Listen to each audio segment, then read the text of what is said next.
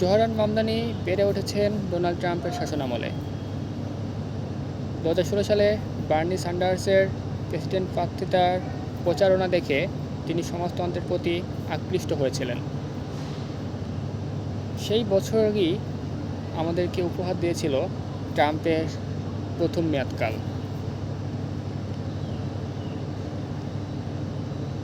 2025 সালে Donald Trump যখন দ্বিতীয়বার নির্বাচিত হন, তখন জোহরান মামদানি সরাসরি সাধারণ জনগণের সাথে কথোপকথনে জিজ্ঞেস করেছিলেন কেন তারা এই লোকটিকে ভোট দিয়েছেন। সেই আলাপচারিতার ভিডিওগুলো বর্তমান রাজনীতিকে বোঝার জন্য একটি গুরুত্বপূর্ণ দলিল হিসাবে কাজ করতে পারে।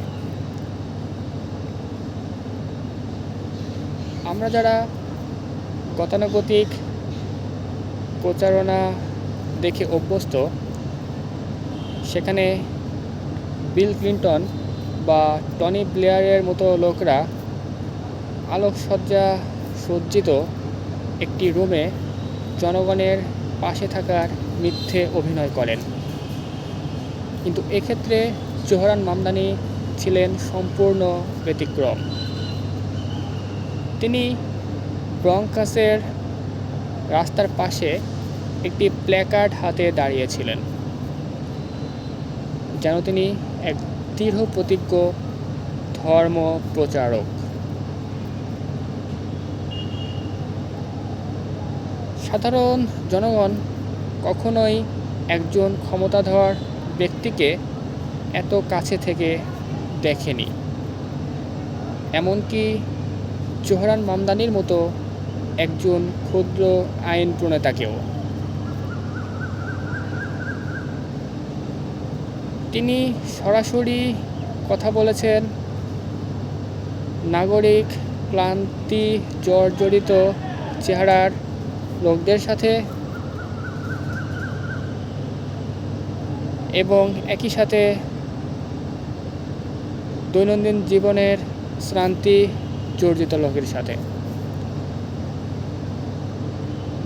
তারা বলার চেষ্টা করেছেন কিভাবে রাজনীতি তাদের জীবনকে সংকীর্ণ করে তুলছে। তারা সাধারণ জনসাধারণকে, তারা রাজনীতিবিদদেরকে ব্যর্থ লোক হিসেবেই দেখেন।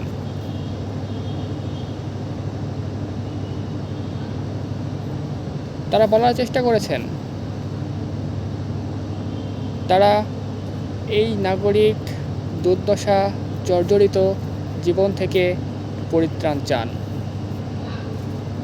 তাদের সেই চাওয়াই 2016 সালে ডোনাল্ড ট্রাম্পকে ক্ষমতায় বসিয়েছিল। একইভাবে 2025 সালে নিউ ইয়র্কের মতো একটি বড় শহরের মেয়র হিসাবে জোহরান মামদানিকে বসিয়েছে। রাজনৈতিক বিশ্লেষকেরা ডোনাল্ড ট্রাম্প এবং জোহরান মামদানিকে সবসময় পাশাপাশি রেখে তুলনা করেন। তাদের বেশিরভাগ বক্তব্য পপুলিস্ট কথাবার্তার মধ্যে শেষ হয়। ডোনাল্ড ট্রাম্প যেমন ম্যানহাটনের বড় বড় উঁচু দালান কোঠার প্রতিচ্ছবি হিসাবে জনগণের কাছে উপস্থাপিত হয়, ঠিক একইভাবে জোহরান মামদানি কথা বলেন পাড়া মহল্লার সাধারণ মানুষের প্রতিনিধি হিসাবে।